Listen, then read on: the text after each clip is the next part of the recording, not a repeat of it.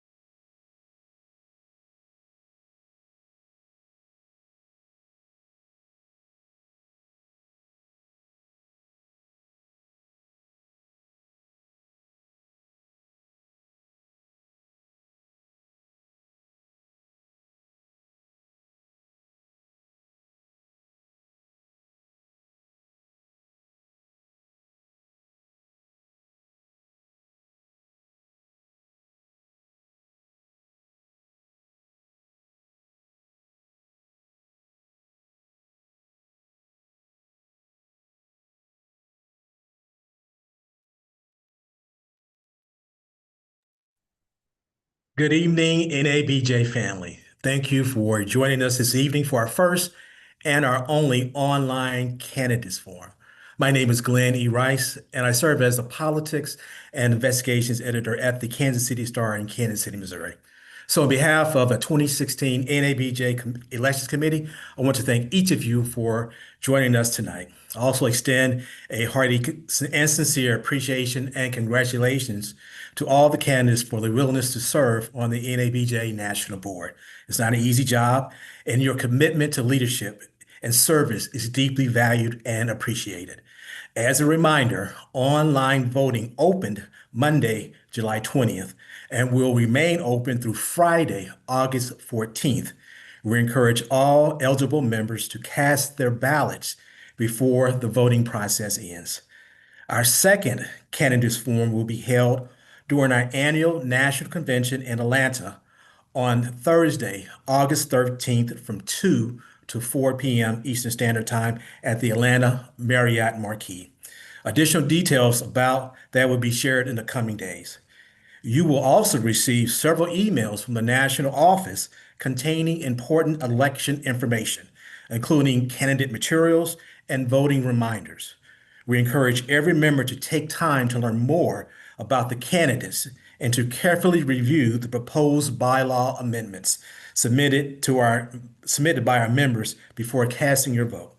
So before I turn the program over to tonight's moderators, I would like to thank the members of the Elections Committee, Trey Williams, Sia New Yorker, Lynn Normand, Gail Walker, Rashad Alexander, Brandon Pope, Helen Maynard, Robert Vickers, Melanie Burney, Tia Mitchell, and Eric Sellers. And a special word of thanks to our hardworking, dedicated NABJ national staff, led by Nate Chambers, our interim executive director, Angela Robinson, our director of operations, Ms. Vanessa L. Johnson Evans Parker, our senior program manager, our communications team led by Brittany Acuff, and of course, the real star, the person who holds all us together and keeps us in line, Ms. Veronique Dodson. So thank you all for all that you do to making us do what we can do and making us look good. So joining us this evening are two outstanding NABJ members and accomplished journalists. First, Ms. Tia Mitchell, my dear friend, who is the bureau chief of the Washington Bureau for the Atlanta Journal-Constitution. She is, without question, one of the leading political journalists and political commentators, providing insightful coverage of Congress, the White House, Georgia politics, and national policy issues. Tia is joined by Eric Sellers, an award-winning producer for ESPN and chair of the NABJ Broadcast Task Force. Eric has built an outstanding career in sports journalism and has been a dedicated leader within NABJ, helping guide and advance excellence in broadcast journalists. So please join me in welcoming our moderators for tonight's Candidates Forum, Ms. Tia Mitchell and Eric Sellers. The floor is yours.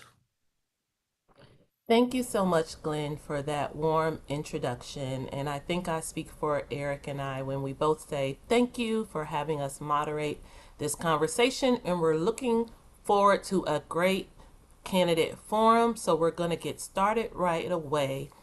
I want to let everyone know the rules we'll be using for tonight's forum.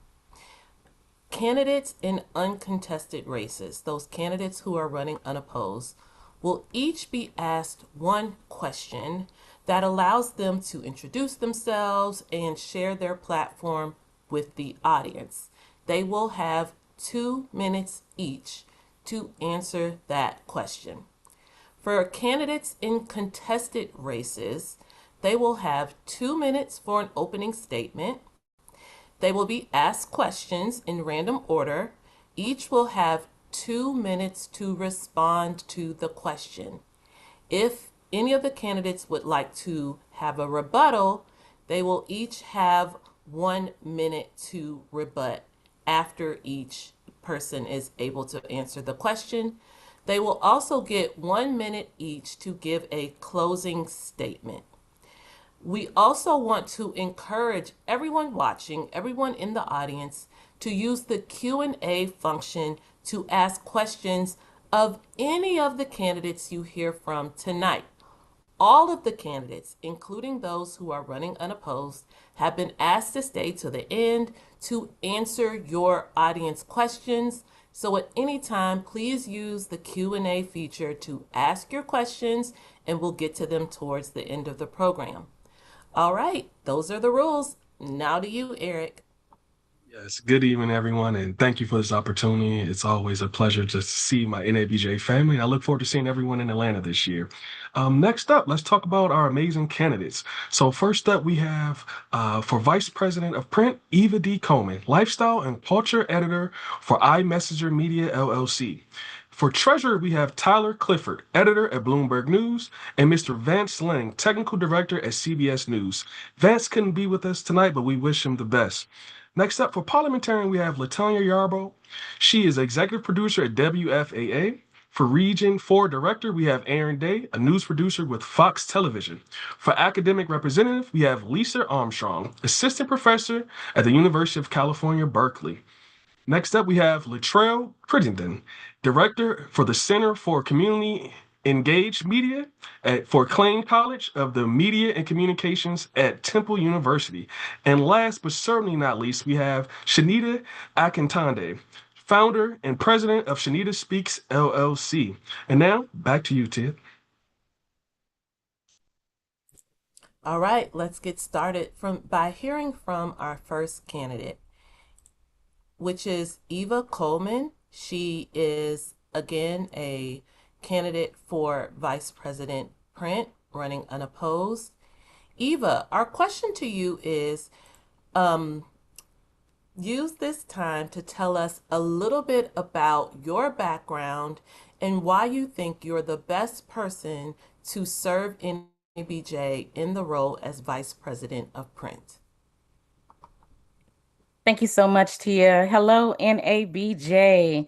I'm Eva D. Coleman. I'm a connector, a bridge builder, and I'm honored to be your candidate for Vice President Print. I have a long history in NABJ, and that history starts with the foundation of being dominated, actually, or from the floor by NABJ founder Norma Adams Wade, who stood and nominated me to be president of the Dallas-Fort Worth Association of Black Journalists back in the 90s. And from there, I've served under three different regional directors as deputy director. I've served as regional director twice on the NABJ board of directors for 2 terms, and I'm your current vice president, Print. And my goal is to really continue to build on what we're seeing in our industry, the evolution that is taking shape. I hear you. I hear our members. There are some members who honestly, they don't even want to be associated with the word print. And I want them to know that print is not dead. It is not dead at all. But my focus will be on writing. And that focus will be writing for all members. And so we have already started that transition. We started that transition by even renaming the task force, the print task force, now known as the Writers Task Force.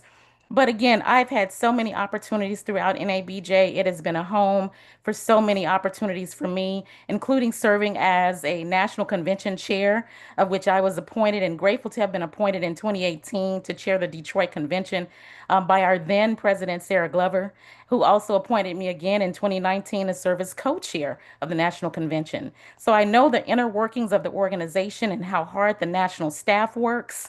I am a longtime NABJer, a longtime writer, ready to continue to serve and build bridges.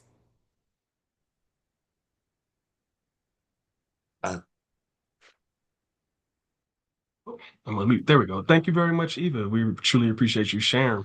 Next up, we're going to go to Mr. Tyler Clifford. Mr. Vance Lang, who is running against Tyler, isn't available this evening, but we wish him well. And Tyler, I'm going to start with one question, and you have 2 minutes. Oh, actually, first up, opening statements, Tyler. Why are you the best candidate to serve NABJ as treasurer? All right, great. Thanks for having me. Greetings, everyone. My name is Tyler Clifford, and I'm running to be your next NABJ treasurer. I'm currently a breaking news editor at Bloomberg News based in Washington, D.C. I cover the intersection of the Trump administration and financial markets. I've been a business journalist for about 9 years now, and NABJ has supported me along the way, from Detroit, later moving to New York, where I spent 7 years working for CNBC and Reuters. And then I eventually graduated with my MBA from Columbia Business School last year before moving here to DC. So I'm running for treasurer because I want to help advance and protect our mission. And that requires protecting our finances. And to protect the purse, you have to show up and be on guard. So I bring a unique blend of career and educational experience that's needed to manage the books and ensure that we serve the next generation for another 50 years. My passion for NABJ started back at my first convention in 2017 in New Orleans. Since then, I've shown up to serve in multiple ways. I currently sit on the Finance Committee, which reviews the annual budget. Before this, I spent 4 years as finance chair for the Young Black Journalists Task Force, managing that budget for the Emerging Journalists Summit, which is held every year in New York for early career journalists. I'm proud to say that that summit ran a surplus when I held that position for multiple years, and it continues to run a surplus even under the new current leadership as well. So running for treasurer, my campaign is built on three pillars. That's trust, transparency, and tenacity. So trust.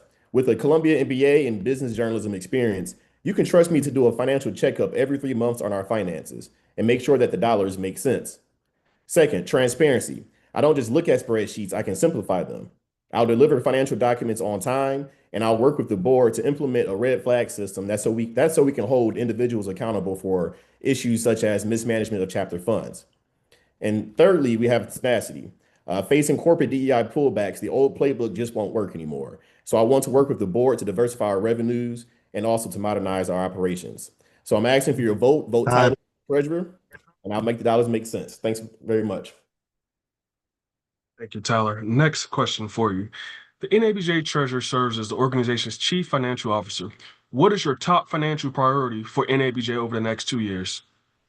My top priority is one that I know the strategic planning committee has been discussing already. I want to make sure that we implement is creating a fundraising committee to help make sure we can diversify our revenues, but also creating a structure, some type of structure within the organization to get more members involved to contribute to improving our finances, improving our revenues, and finding new revenue sources that we can get. You know, it's harder and harder to come across media organizations that want to give money, whether it's because of consolidations in the industry and for other issues as well. So we definitely want to make ways to find new donors, new people we can partner with that can help make sure that we show up our finances and keep serving. Whether that's, you know, finding new donors that might be in different spaces that serve freelancers, maybe Substack and whatnot. So I want to help try to make sure that we create a new system to ensure that we can keep chasing new dollars and building those relationships to bring in more money.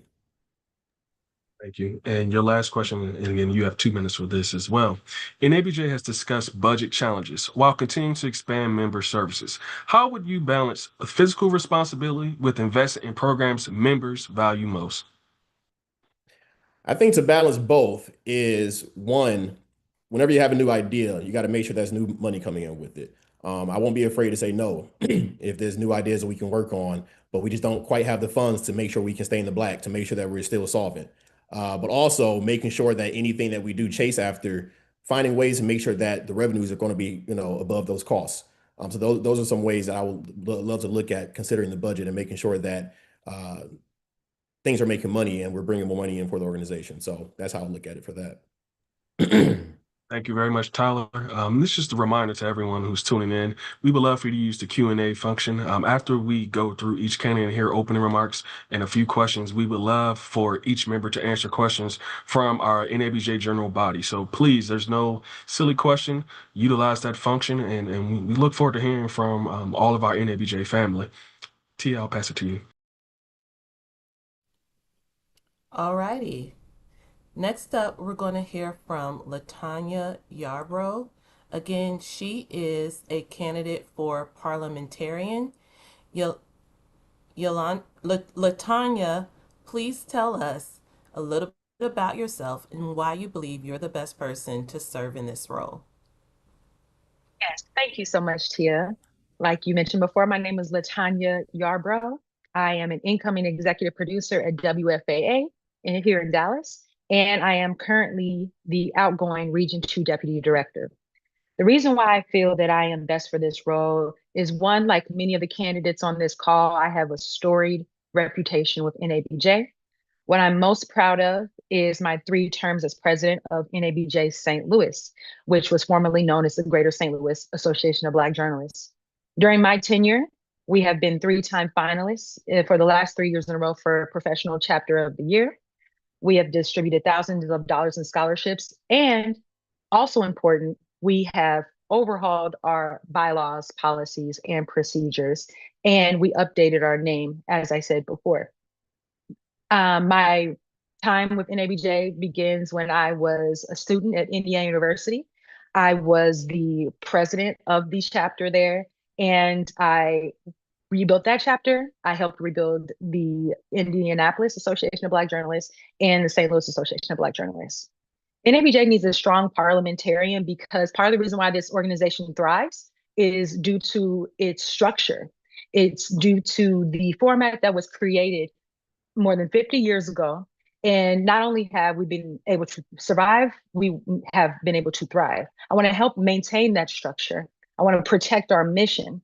I want to increase trust and transparency between the board, local chapters, and our individual members.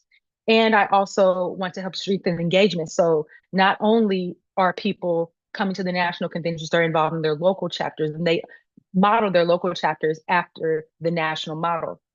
I am excited to be the candidate for this position, and I look forward to answering any questions that you all have in the future. Thank you.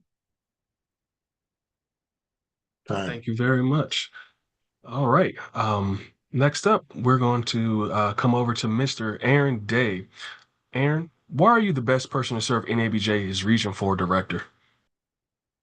Good evening, everyone. Nice to see everyone here. Well, there are several reasons. But first, I just want to give some background as to who I am, what I've done in this region. I've spent my entire career in this region. I never left. Uh, I started NABJ as a student in LA, fresh out of college. I was a member of the LA chapter. Um, and then I went to San Diego. My career took me to San Diego as a producer for some stations out there. And then I joined the San Diego chapter. From there, I went to Seattle. Took a job in Seattle, and then I became a member of the Seattle chapter, and I rose to VP of broadcast. So my journey across NABJ has been awesome. It's been fun. I'm also the current chair of the Black No Media Project. Some of you may have heard of that. So my journey has been interesting. I never thought I would rise into leadership in this organization from a young member fresh out of college, but I'm enjoying every bit of it. It's been very rewarding. It's fun. I love the West Coast. I love my region. I'm running uncontested, but I still think it's really important for me to speak and answer questions. I don't take any vote for granted. So to answer your question, there have been some accomplishments over the last couple of years. My two main goals when I first became region director in my first term, grow the region and have a regional conference. And we've accomplished that. We've chartered Portland. We have a new chapter in Portland. We have UNLV. We reinstated two chapters, LMU and Cal State Long Beach. Our regional conference was well attended. We raised a lot of money, more than 150 people registered. Time. So those are some of the reasons. So thank you for listening. Thank you very much. We appreciate you sharing, Tia. Thank you. All right. Next up are the two candidates we have for academic representative. We're going to do the opening statements in alphabetical order. Lisa Armstrong, please go first. You have 2 minutes. Thank you. Good evening, everyone, and thank you all for being here. I'm Lisa Armstrong, and it has been an honor serving as your academic representative. As both a journalism professor and working journalist, my approach to leadership and really to most things starts with listening. When I stepped into this role, I didn't begin with a list of priorities. I began by asking academic members a simple question. What do you need from your representative? What they wanted was a full voice in NABJ, specifically the right to vote for all board positions and in matters affecting members. I took that to the board. I talked to founders, kept advocating, and last year we received the full ballot guaranteed to us in the Constitution. After academic members shared concerns about growing attacks on higher education and DEI, I reached out to my friend Janae Nelson, president of the NAACP Legal Defense Fund. I've since had several meetings with her colleagues to explore a partnership that would support NABJ members navigating those and other challenges. These issues aren't theoretical to me. I am the only Black woman in my department at UC Berkeley, a university that has itself been targeted by this administration. So I know what it feels like to have your work and sometimes your very presence questioned. When academic members come to me, I'm not responding only as your representative. I'm responding as a colleague who understands those challenges firsthand. My firm belief is that no member should have to navigate difficult moments alone, and I've worked behind the scenes with President Haynes to support faculty who have been targeted by their institutions. I want our members to know that NABJ will stand with them when they need it most. So that's the work I've been proud to do. There's a little more that I hope I will get to talk about, and it's the foundation for what I want to accomplish next. Thank you. All right. And next for your opening statement, Latrell Crittenden. Thank you. It's an honor to be here and speak with you about this position. For academic members, wherever you are in your journey, I've probably been there. Right now, I am leading an academic research center where I do fundraising and support faculty. I have been an assistant professor. I have led an academic unit. I've also been an adjunct. I've worked at HBCUs and small schools. I've also been very active in NABJ. I have been an NABJ baby going through the student projects. I was the parliamentarian of the Pittsburgh Black Media Federation when we won Chapter of the Year 2 times in 3 years due to our advocacy work. And I also am somebody who is very knowledgeable about the organization, having written my doctoral dissertation at the University of Illinois on the history of the National Association of Black Journalists. And this is why I believe that our organization can serve our academic members with much more vigor and offer much more opportunity. That is why I do have a vigorous platform that is focused on increasing the impact of the organization, on building infrastructure, and on really trying to center the needs of all academic members, whether they're at a small school or a large school. That includes building a national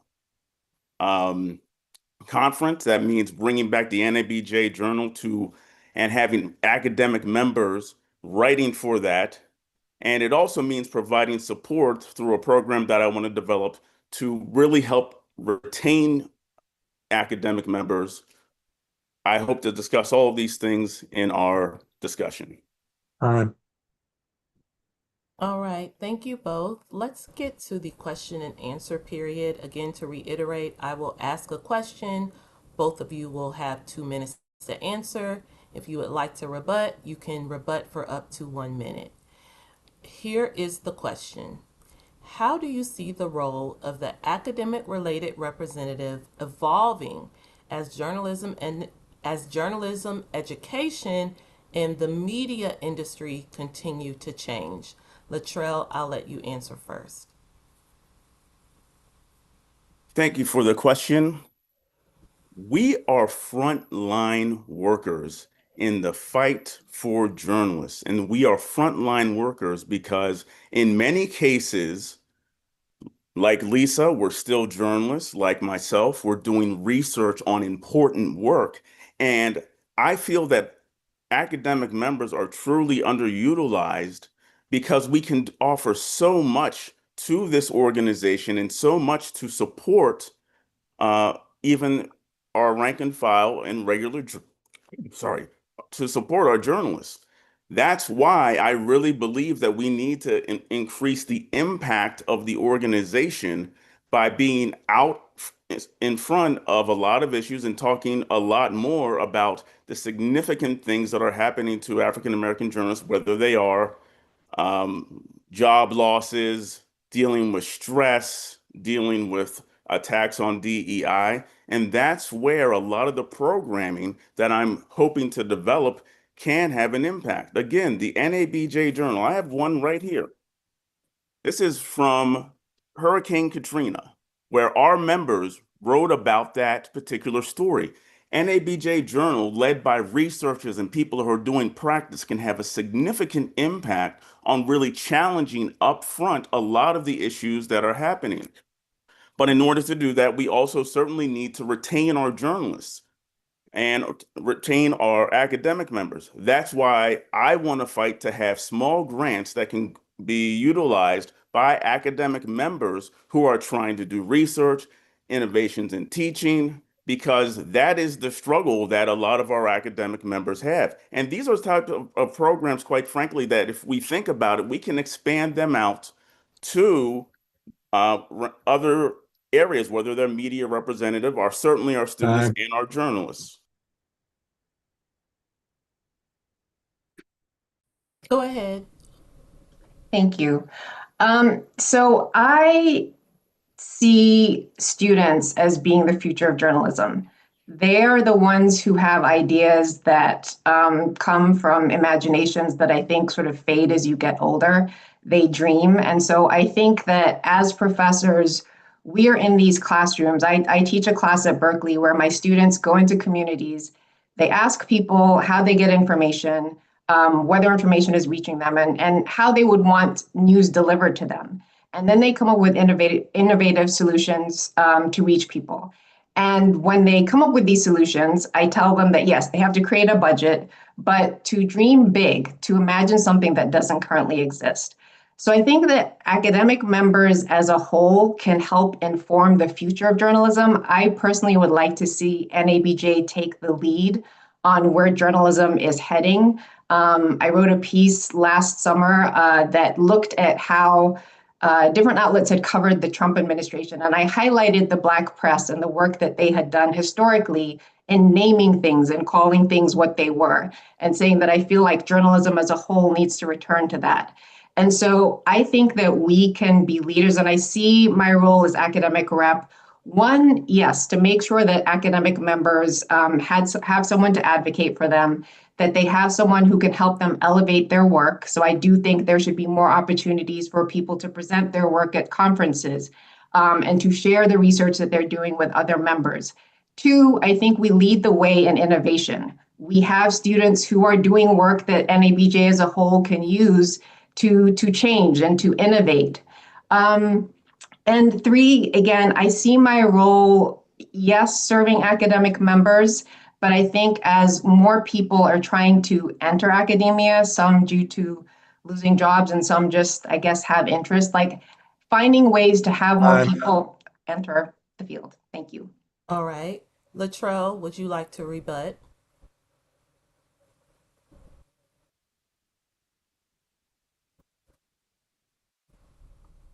You're You might be muted. You're unmuted.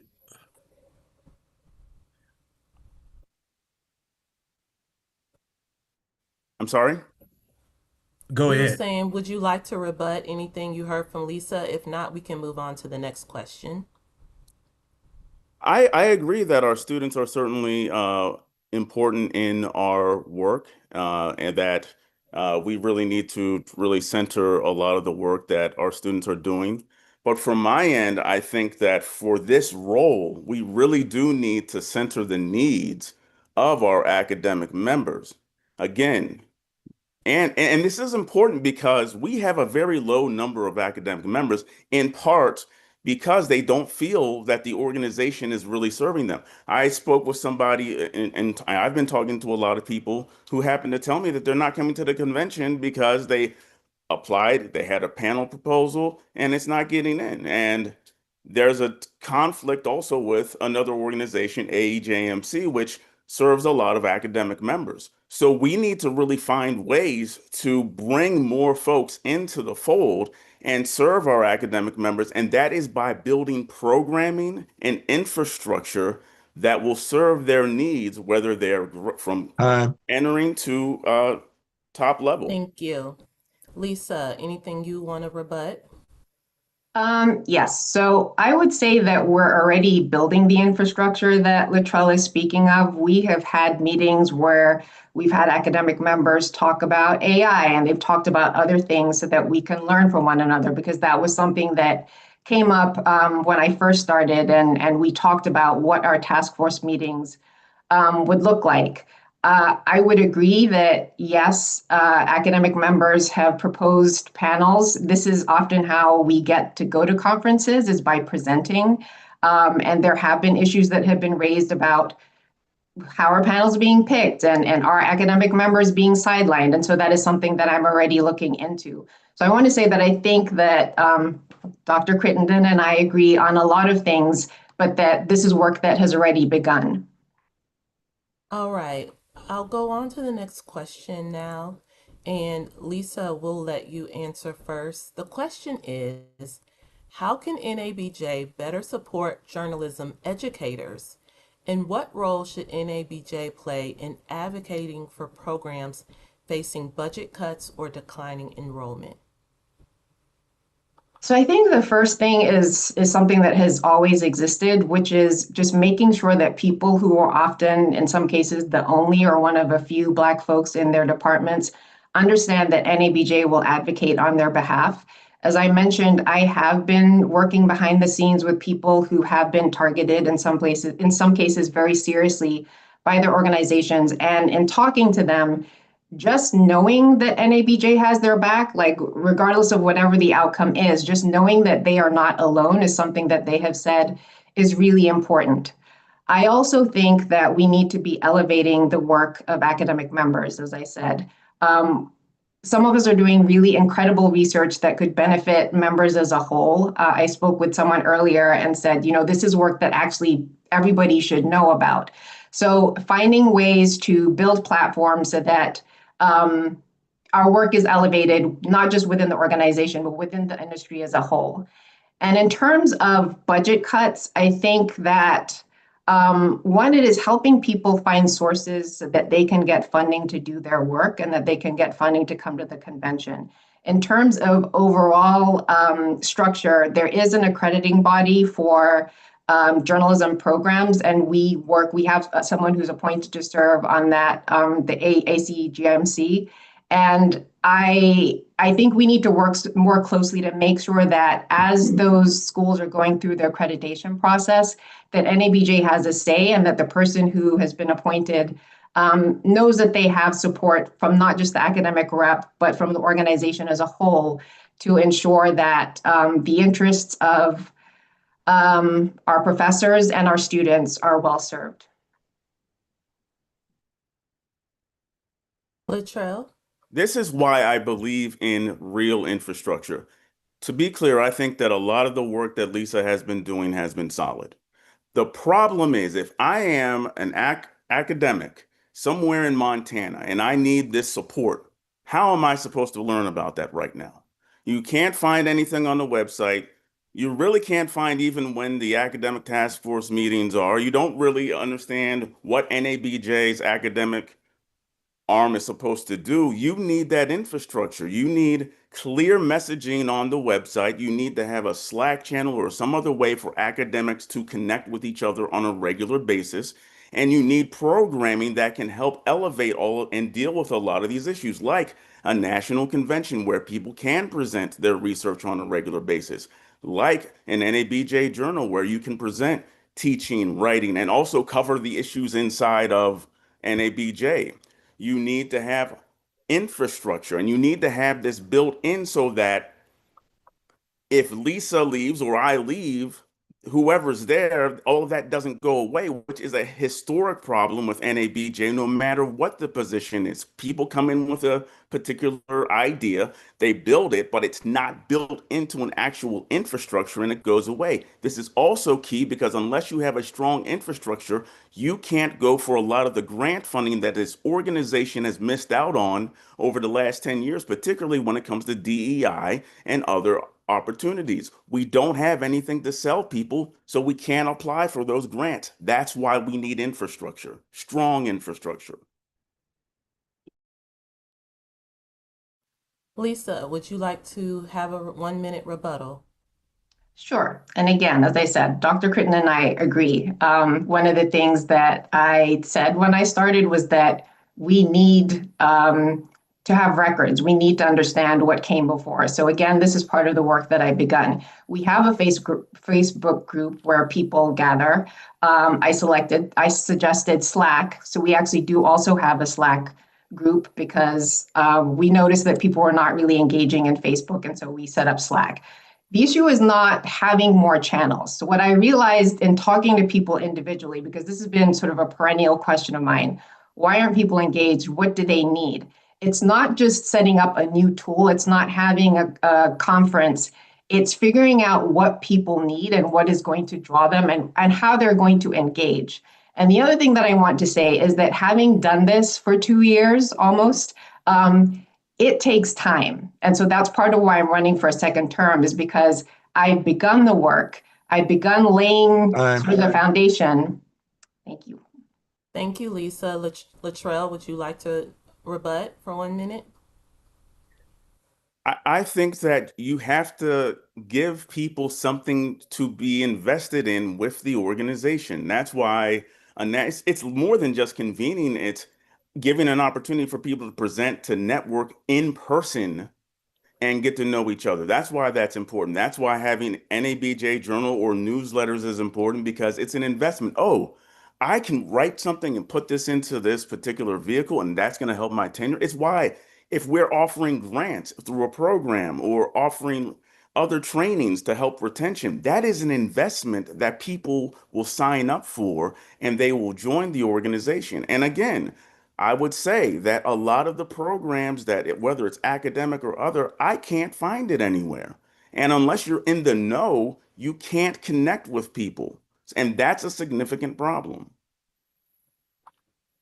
All right. I will say it's now time for Latrell and Lisa to give their closing statements, but you're going to hear more from them because we are seeing you guys are posting questions in using the Q&A box, including for Lisa and Latrell. So you will hear more of them later in the program.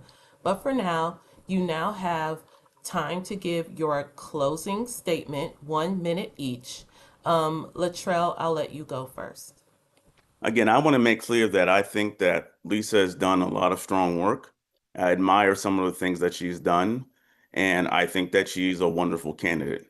The reason that I feel that I'm in a much better position at this point is because of my experience in fundraising, experience in doing direct advocacy work in Pittsburgh, where we held newsrooms to the fire and had successes there, my work across different universities, and my vision, and I don't apologize for having a vision, on building a strong infrastructure that deals with a multitude of issues impacting academics, whether that's places to publish or learn about teaching, whether that's funding, and yes, we can raise money for that, and or whether that is simply getting an opportunity to connect and for mentorship. So we'll have other questions, but that's why I believe that I am the right person for this position. Lisa, your closing statement. Thank you, and thank you, Dr. Crittenden. So I also have a lot of the same experience. I have experience fundraising, and I have been doing this work for 2 years. I joined this board at a really challenging moment. Higher education, DEI, and journalism all came under increasing attack. So a lot of my first term was spent advocating for members and helping them navigate this new landscape. And I'm going to continue doing that in a second term. But I also want a second term to be about building and helping members thrive. I've started doing that work. I represent NABJ in a coalition that is committed to ensuring public policy and journalism funding include outlets serving communities of color. And we recently received a $350,000 Press Forward grant to support our work. I want to, as I said, want to help academic members raise the visibility of their work, whether someone's seeking tenure, building an independent platform, or publishing research. And as I also said, I believe NABJ should help shape the future of journalism. We have members who are creating new outlets. I'm honored to serve you for another term. Thank you. Thank you both. Yes, and as I mentioned earlier, last but certainly not least, we have Shanita Akintande. Shanita, why are you the best person to serve NABJ as our media-related representative? And thank you for your patience. No, thank you for having me on this virtual stage tonight. I just want to say it's Shanita with a hard T, like ta-da, the first name, but that's okay. Remember me when you vote. I'm uncontested representative for the candidacy of media-related position for the National Association of Black Journalists Board of Directors. I'm very, very excited to be here with you this evening. I'll keep this short and sweet. The media-related constituents in our organization need to be heard more so than what we are currently seeing and hearing from them today. I know this from various conversations that I've had with members, and I have asked them candidly to tell me what would I be able to do in this position to help you feel more engaged with our organization. I've asked them, in what ways has NABJ helped and or can continue to propel you forward? And most of the feedback I have gotten has been the same thing, is that we are here and we deserve to have ourselves be maximized. We have gifts and talents to offer to the organization that we want to ensure are being given credence. And so in this role, I have a mission of advancing our stories. And the way I plan to do that is through mic check. Mic check 1, 2. Mic check meaning MIC, Media, Innovation, and Connection. You'll hear more about that from me in Atlanta. And I'm happy to answer questions from you today, should you have any further for me. Thank you very much. Now we get to hear from our general body, and that's our NABJ family. So what we'll do is P and I we will ask a series of questions. What we'll do, we will randomly select some of you all to answer the questions that are for the everyone who's running, and then some of them are targeted for certain candidates. Some of them are targeted for certain people in a certain race. So what we'll do is we'll call upon you to answer the question. We're giving everyone 1 minute to answer these questions. So first up, we have the first question. I'm going to give this to Latanya. It says, any candidate can answer these questions. It is refreshing to hear about finding new revenue sources, believing in the future, and providing oversight of chapter finances. Are chapters currently getting the oversight members need and deserve? How will NABJ stay strong against anti-DEI headwinds with the loss of sponsors and members losing jobs? Thank you so much, Eric, for asking that question. So first of all, obviously, we're a nonprofit, and this has been a difficult time for all kinds of nonprofits during this administration and with the economy. I do think that NABJ could do better as far as providing, if we're talking about individual chapter oversight when it comes to finances, and also educating chapters about how they can build their revenue. I'm happy to say that the National Association of Black Journalists, St. Louis, we actually increased our revenue tenfold within the 3 years that I served as president. And that is due in part due to a strong board that we have. I think that I know that we have a lot going on the national level with NABJ, but having that connection with the treasurer and the local chapters is important, the national treasurer. A lot of chapters are operating at a deficit, and they have well-meaning, right? But at the end of the day, we are journalists, and not all of us are educated in finances. So having more direct access to the treasurer will be important. Also, I think that as far as like with this being in the age of, like you said earlier, DEI and how that has been demonized in some ways and losing other revenue, that means we have to get creative in looking at other revenue sources.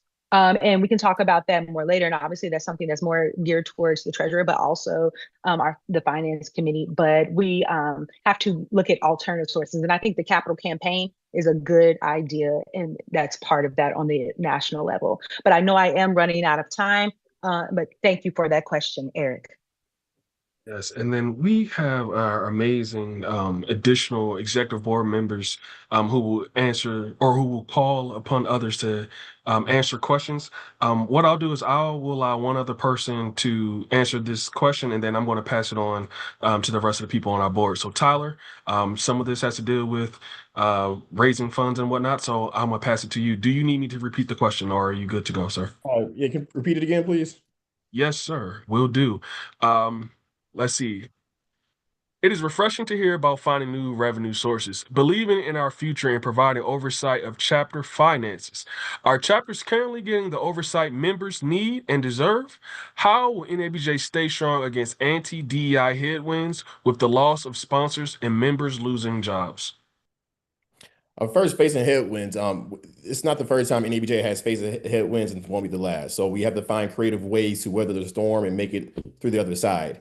Some ways we can provide help to the chapters is holding more periodic webinars, maybe once a quarter, on different topics that we can help make sure that chapters have their books set up, make sure they have succession plans set up, and make sure that we can do as much risk management as we can to make sure that we can get through the headwinds we're seeing currently. I think also other ways of diversifying those revenues is trying new things that we haven't really done in the past, such as maybe assembling some members who can attend different conferences like donor conferences, where we can find new donors that we can start to work with, build relationships with, because you can't just knock on someone's door and ask for money right now and expect to get it tomorrow. Sometimes it takes time of building a relationship, making sure your missions align.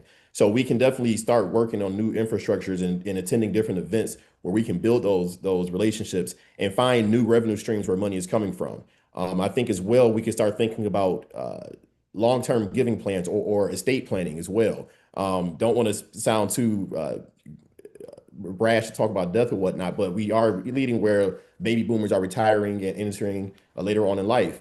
We can start talking about finding new ways of making sure that we're included in people's givings plans in their estate planning and whatnot. So we can try to find different ways of diversifying our revenues away from just those traditional media sources that sometimes are going through dips. So that's if we diversify those revenues, we can avoid certain risks that we have been seeing and find ways of making sure that we can shore up our finances and be around a little bit longer still. Thank you very much for answering that. I'm now going to allow some of the additional members of our board to go through the Q&A and answer or ask you all some questions. Again, you will have 1 minute for each question. And thank you very much, everyone. Great forum so far. Okay, candidates, I'm Helen Mader, and I'm going to ask a question here specifically for Latrell. I have a anonymous attendee who says, Latrell is exactly right. I'm an academic in New Jersey and I know nothing. So Latrell, how specifically are you going to fix it? What specific infrastructure are you going to put in place? Exactly. And thank you so much for the question. So again, I think that one is working with members of the academic task force and also other academics to really sit down and find ways to build the various things that I'm discussing so that we can actually build them. So with the national convention, it would just be a matter of bringing folks together, finding some fundraising and some revenue sources, and picking a site, something inexpensive like at a university that low overhead, and trying to get that set up. Same thing with the NABJ Journal. Again, with a lot of academics, particularly junior academics, the opportunity to write for a journal would be something that would help their portfolio. And with the grant program, the idea would be, again, we would go and try and build relationships with different funders, express that this is a need. There is a crisis in the academy of retaining African American journals. And yes, there are some places that are going to, that's DEI, but there are still some folks that are going to be invested in that. And we can build out a grants program. And I'm thinking small grants. Our center right now gives out $4,000 grants to folks. And I think if we raised enough money, we could do the same to build that infrastructure in. And once you have these programs in and you have that maintained, then you actually have something that you can build on in the future. And in terms of a actual channel for Slack or whatever, that's something that we would probably, what's the best option for that?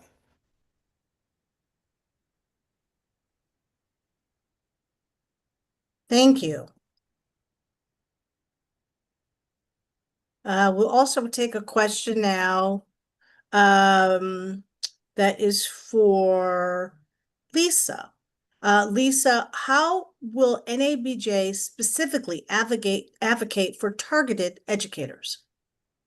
So as I said, this is actually something that I'm working on right now. I obviously can't get into details because these things, are impacting people's place of employment. I want to respect their privacy. But in a general way, these are folks who are brought in to help with anti-racism plans, or these are folks who are brought in to create curricula that serve students of color. And then there's pushback. And they are, for those who aren't academics, basically, if you are a tenure track professor, you have a period of time, usually around 6 years to earn tenure, and around 3 years of service, you are evaluated on your teaching, on your service, and on your publishing. And at the 3-year mark, you can be told that, you're probably not going to get tenure, and then they ask you to leave. So in that kind of a situation, what I'm doing is working with the person, again, meeting with President Haynes and discussing ways to speak with the institution about what has happened and advocate on that person's behalf in ways that work for the individual. Because again, sometimes people don't necessarily want to push back because they might fear more retaliation. So it really is a case-by-case thing, but it has been around meeting with people one-on-one, discussing their needs, discussing the issues, and then, sometimes people just want to talk, and sometimes people actually want us to reach out to the institution and advocate on their behalf.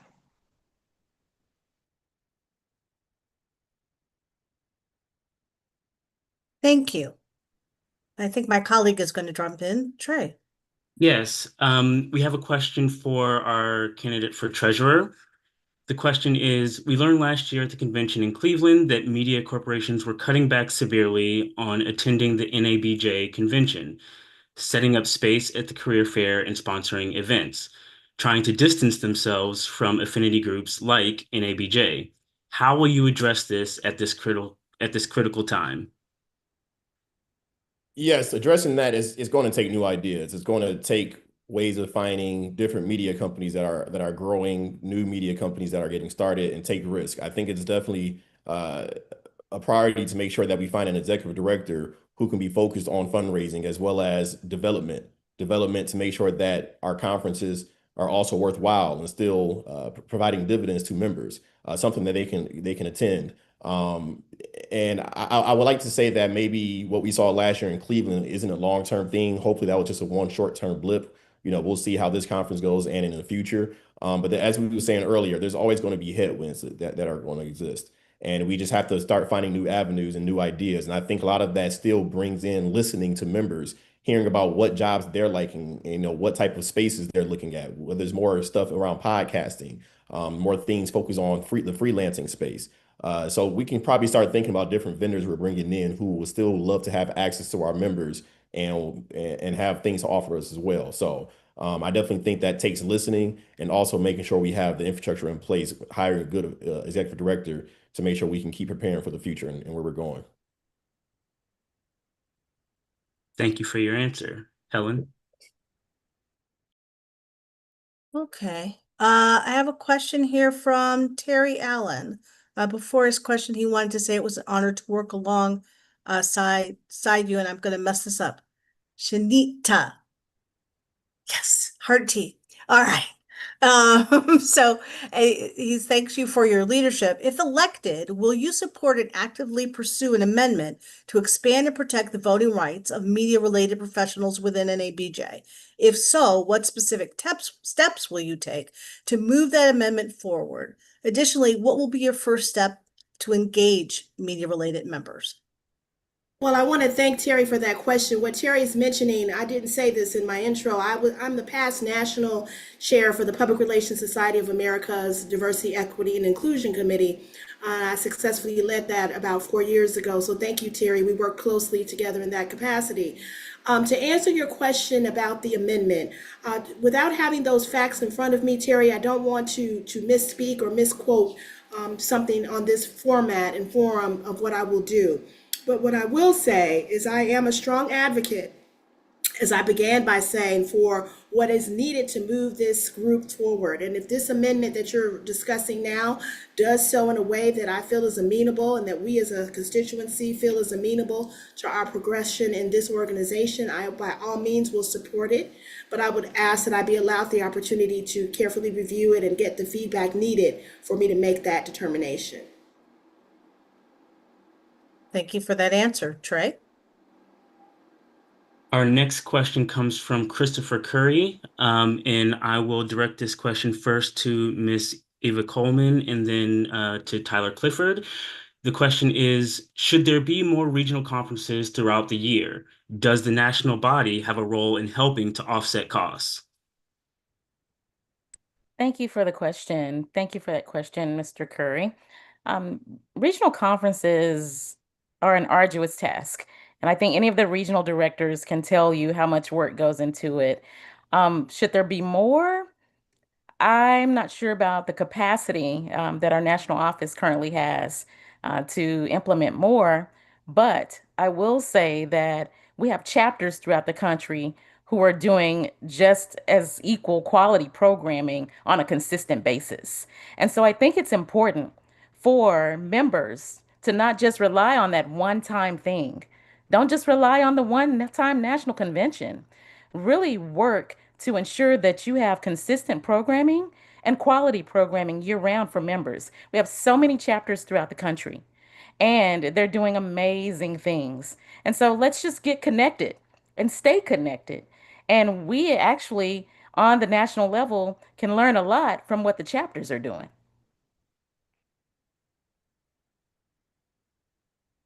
As Eva said, yeah, there's a lot of things that the chapters are doing that we can learn from as well. And also, it takes just listening to seeing what's on the ground and what members are needing. As far as like doing more regional conventions, I think that I don't have the answer for that for sure myself either.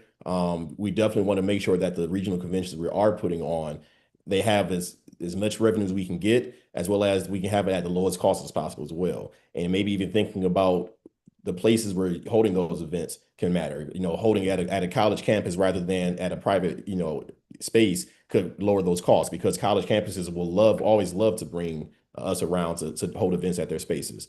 I think if anything, we should be doing more to encourage not just things at the regional level, but encouraging more chapters to hold more events that can be a direct impact on their local members. I would love to explore ways to see if we can increase the $500 grants that are available to chapters each year as well. I think, that's been the same, I think, for the past 20 years now. So it's definitely time to look at that to make sure that we are finding ways to get more resources out to the chapters. And that's going to, once again, take fundraising. That's going to take finding new donors who can help support those matters. So those are some things that I would love to explore. And as well as I mentioned earlier, hoping to create a fundraising committee that can provide, best practices for how chapters can go after looking for money, or how we can, chase different money, or create different type of methods of just making sure the revenues are still coming in and year out. So,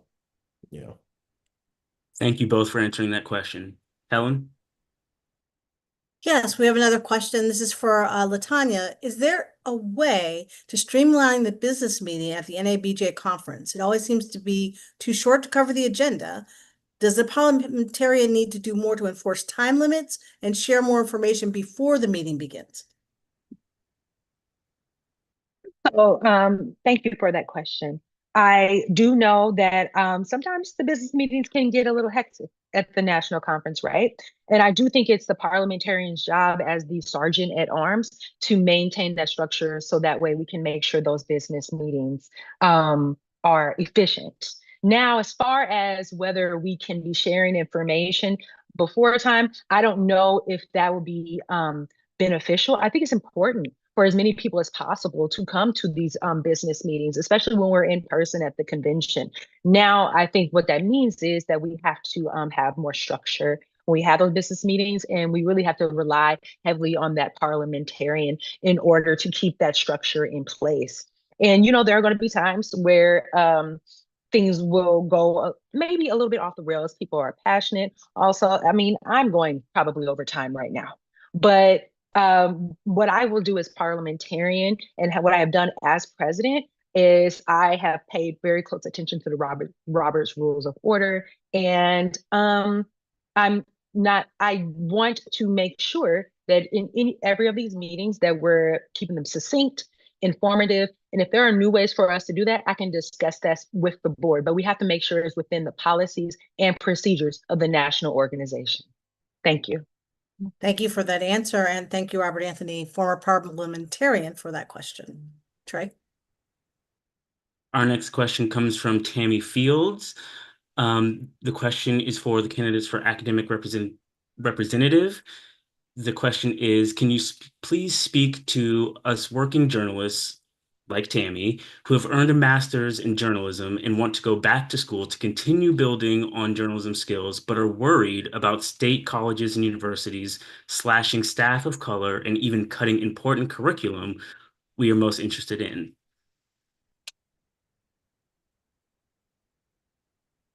Lisa, if you would like to start. Thanks for the question, Tammy. So this is actually something that came up in one of our last academic task force meetings, where people were talking about classes that had been canceled, sometimes saying due to lower enrollment, but a lot of these classes had to do with something to do with people of color.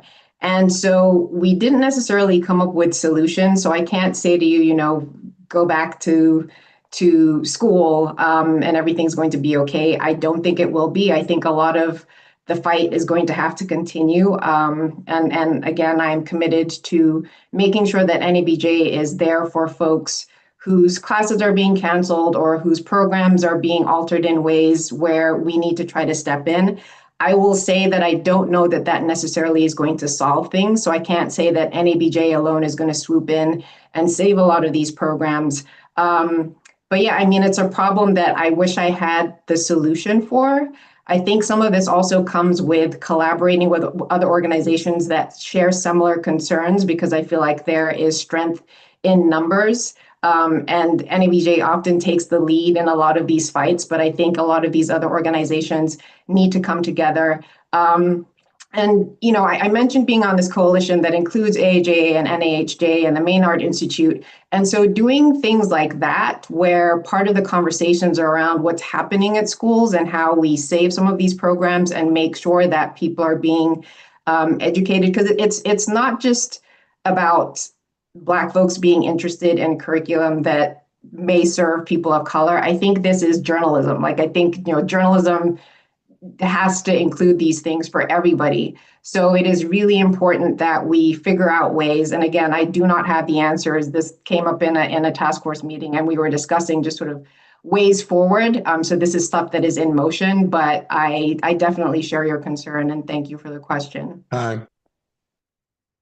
This is where I wish that when I talk about impact and talk about creating programs and bringing back the NABJ Journal, I feel that NABJ really needs to push back and fight back. And it's not going to really come from the academic level. I mean, the academic chair can only do so much, but there needs to be a coordinated effort that NABJ comes along and says, we need to push back against all of this anti-DEI work. And that really should involve reporting, highlighting things that are going on, highlighting challenges or people who have been impacted and getting out in front and being public.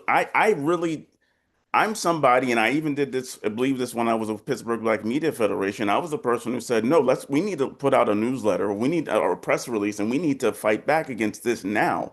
And one of the concerns that I generally have with NABJ is that it's very often not at the forefront of being that voice when it comes to issues impacting Black journalists or Black communities. And that's where if you have a robust active NABJ journal, if you have a robust active newsletters, and if you're just simply more frequently challenging and attacking these and going all on offense, that's going to really help. And that's what I would hope to really foster with the board. And I would be that voice that says, we need to do more. We need to do more. No, we need to do more. That's who I am, and that's who I would be.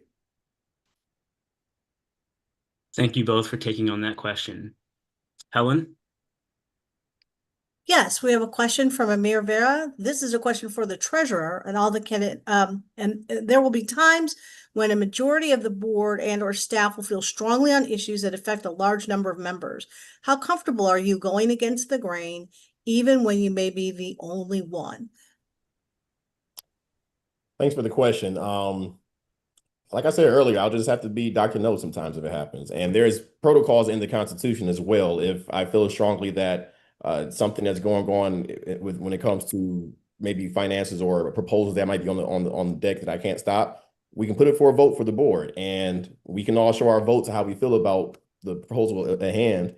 And as the cards lay, the cards lay. This is a democracy, and we work in democratic ways, and we'll have to move that way. I may not win every single argument, but if there's ways, there's protocols that are currently in place. If I'm alone on something, we can put it for a vote, and it can be that way. So I'm not afraid to utilize that if need be. Because my goal is to make sure that we can make sure the organization is solvent still. So sometimes the best way to do that is control for the cost. And so if there's any matters that are on hand about that, I'll make sure that I use what's available for us in the Constitution. Thank you. Trey. This question is for Latanya Yarbrough, and it comes from, and apologies before I butcher it, Ashley Jolliker. The question is, student members and media-related professional members pay dues but are unable to vote in most NABJ elections in constitutional matters. Do you believe the current voting structure is equitable? What changes would you support as parliamentarian to make NABJ's governance more representative of its dues-paying members? Yeah, that was Ashley, right? Thank you for that question. So what I would start off by saying is I do value tradition, right? And like I said before, the form that has been created for us by our founders has been tried and true. But just like the American Constitution, I do believe that the Constitution, the policies and the procedures, that it is a living document. And so we have to evolve with the times. I would be willing to take a look at the voting privileges that are allotted to these particular members. I do hear you and how one may feel being an academic member or being a media related representative. And we know there's been a lot of conversation about that, about what access they should have. I do think it is a conversation that needs to be had within the board, right? Because they have been voted on to represent the people. But I do think, with the very least, when it comes to media related representatives, that we need to be taking a look at the voting structure for them. The industry, whether it's broadcast, print, digital, and public relations, like, it has changed vastly. There are a lot of hybrid positions. There is a lot of conglomeration and combining of roles. And I think our Constitution and bylaws need to reflect that. And they don't entirely reflect that right now. So that means taking a hard look and possibly ruffling some feathers. And that's okay, because sometimes it's hard to embrace change, but if we want to be able to maintain this organization and evolve with the times, that's something we're going to have to do, and we can't alienate people who are not traditional journalists. Great Thank you, answer. Latanya. Great answer. Can I say that? I'll hand it back over to Tia and Eric. Thank you very much, and we truly appreciate everyone for putting in the questions. Obviously, we couldn't get to everyone's question, so what we will do is we will write down the ones we couldn't get to, and we'll see if we can add them to the docket for our in-person candidate forum at the NABJ convention. In the interest of time, I would like to give everyone who is running for office time to do closing remarks. We'll give each of you 1 minute. You also or feel free to share your social media or your website and anything else you would like to leave with our members. First up, we'll go with Miss Eva D. Coleman. Thank you so much, Eric. Thank you, NABJ, for showing up.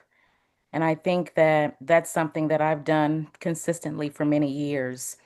And as you reflect on your roles and your positions and your jobs, it's not just about jobs and going to work every day. It's about taking care of yourselves.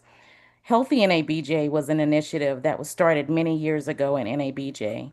And I'm proud to have brought the mental health aspect into Healthy NABJ by bringing forth breath work and meditation and sound baths that you now see at the convention.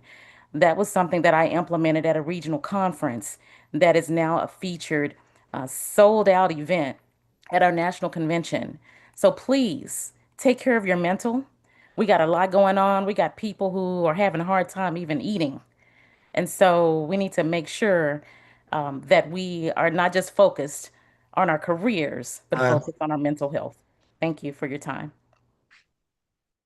Thank you very much. I feel confident I'm going to get this correctly. And again, thank you for understanding. Miss Shanita, got it right there. Emphasize that. Yes, There you we got go. it. Thank you I- so much, Eric. You know what? Let me just say, this is an honor to be in this position. I'm going to be looking at leaders amongst the constituents of our organization, such as Terry and others who are a part of this group, to really be a part of what we're doing to move the mission of NABJ forward.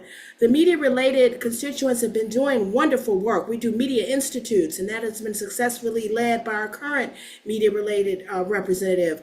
There are lots of us in the fields of public relations, media relations, authorship.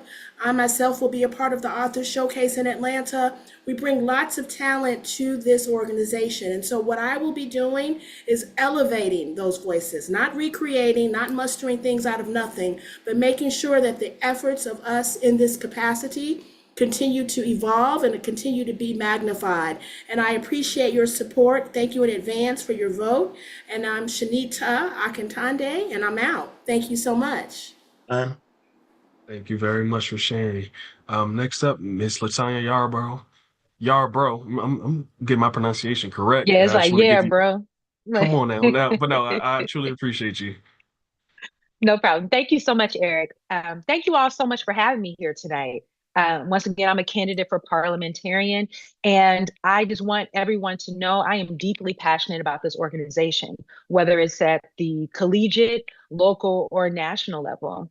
And I have been in all of those spaces. That is why I feel like I am such a great candidate for this position. And we're in changing times. I was only in undergrad like less than 15 years ago, and the industry doesn't look like it used to anymore.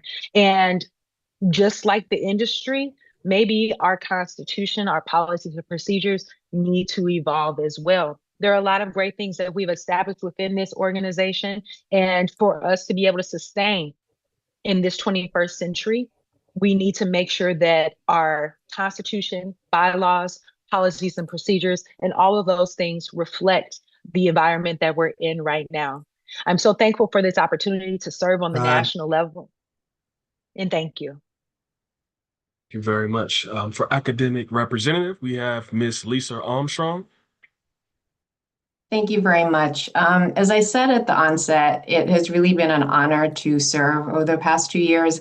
I was appointed, and one of the things that I discussed with folks before I agreed to join the board was the fact that I wanted to do more for academic members.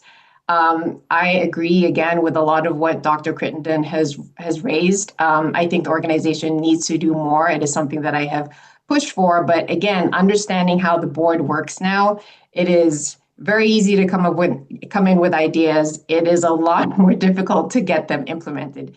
These things take time. It takes building relationships, and there are a lot of things coming at you at the same time. I have tremendous respect for everybody who has served on this board, and should probably apologize to people for complaining about issues before I understood what it really meant to serve.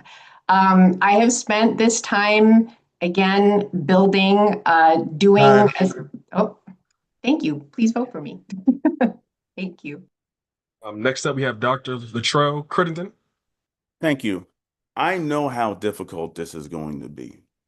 I've been in difficult situations, but I'm always the person, like I said, I'm the one who says, why can't we? And I'm probably going to face that if I am honored to win this position. I also know that I have been historically critical of this organization. And I'm going to continue to be because I love this organization. My first internship was through NABJ. My time with Pittsburgh Black Media Federation and the local chapters, that helped galvanize my career trajectory. So this organization means a lot to me. And that's why I think that it can do more. And I have lots of plans. And yes, they're not all going to get implemented. It's going to take time. But I want to have the opportunity to fight on behalf of you to make sure that some of these things can get built and build the infrastructure for the future. I'm dropping in my information now. Reach out. I have lots to talk to you about. Thank you. Thank you very much. Before we go to Mr. Tyler Clifford, I want to emphasize again that Mr. Vance Lang, who is also running for treasurer, couldn't be with us this evening, but we encourage you to go check out his website and/or social media just to learn a little bit more about him. And now I will pass it to Tyler Clifford, who is a candidate for treasurer. Thank you so much. Thank you all again for being here with us tonight. I want you to remember that financial health isn't built overnight. It's built on presence, accountability, and expertise. NABJ changed my life. The connections I made through this organization, it led me from Detroit to New York, now to DC. It's opened doors for me to work at some of the top financial newsrooms, even being selected as a Knight Bagehot Fellowship to study at Columbia Business School. And at every step, I've stayed active from each chapter and growing from a mentee to now being a mentor who believes that, we must send the elevator back down. NABJ invested in me. And as your next treasurer, I will protect our finances so that this organization can continue to invest in the next generation for another 50 years. So my name is Tyler Clifford. I humbly ask for your vote, and I thank you for being here with us again tonight. And last but certainly not least, I would like to thank Aaron Day, our Region 4 Director candidate. Aaron, the stage is yours. Yeah, I'll keep it sweet and tight. In my opening statements, I talked about growing the region, adding chapters, doing a regional. I want to continue that momentum. There are several states in our region that do not have chapters. There are several states where we have Black journalists who need support, who need resources. And so the next 2 years will be spent reaching out to those journalists, just building more cohesion across a region that covers such a wide area. And so I'm looking forward to continuing the work. And thank you all for listening to my presentation. Thank you so much. Thank you very much. I want to quickly say thank you to our chair, Mr. Glenn Rice. He's been doing a phenomenal job. Thank you for leading the charge. Thank you for our NABJ family behind the scenes that's keeping us on the right track. And I want to thank the amazing Miss Tia Mitchell for co-moderating. It's a pleasure to be with an amazing person like that. And I want to thank all the candidates. I'm actually about to pass it off to Mr. Glenn Rice right now. But Tia, any closing remarks before we hand it off to Glenn? No, closing remarks, no. Just good luck to all the candidates and please vote. You know, we are journalists. We talk about the importance of voting. We got to make sure we practice what we preach for our own organization. I do want to reiterate kudos to all of the candidates because it's not easy to put yourself out there. And thank you all for a great discussion. All right. Well, thank you to all our candidates for your willingness to serve and for your sharing your vision for the future of NABJ. It's very important. We also would like to thank everyone who joined us this evening and took time to learn more about the individuals seeking your vote. Special shout out to our founders. I see Allison Davis, Joe Davison, and other former officers and members, and all those who work in local chapters who are the backbone of our great organization. So now the decision rests with you, NABJ members. We encourage every eligible NABJ member to participate in this important election by casting your ballot. Your vote helps shape the future leadership and the direction of our great organization. As a reminder, our second and final candidates forum will take place during the NABJ National Convention that will be held on Thursday, August 13th from 2 to 4 p.m. at the Atlanta Marriott Marquis. We hope that you will join us.